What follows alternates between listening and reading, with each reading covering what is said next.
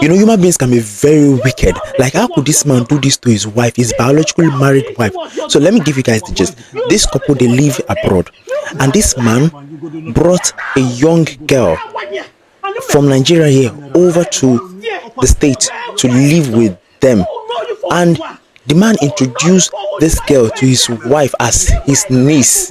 He introduced the young girl to his wife as his niece, only for the wife to later find out that this girl he brought over to the States to join them is not his niece, but actually his biological daughter from another woman. Like, how could you, if you have a child out of wedlock, if you have a child before marriage or while in marriage, why don't you tell your wife? Why don't you speak about it, communicate it with your wife, instead of coming, lying, fabricating a lie, deceiving this woman that your biological daughter is your niece? How exactly do you want to actually hide that for the rest of your life? What is your end plan? What is your game?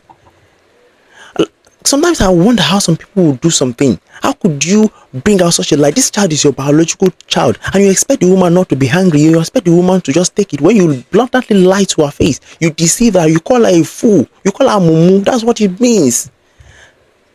There's no story that you want to give again. There's no excuse you want to give again that will be good enough for your actions. Even if you had this child while still married to this woman, how could you do a double betrayal and tell this woman that this child is your niece when the child is your daughter?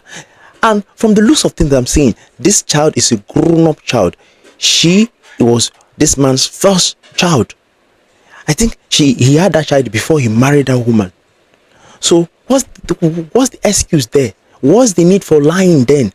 If you have a child, tell your partner you have a child instead of lying about it.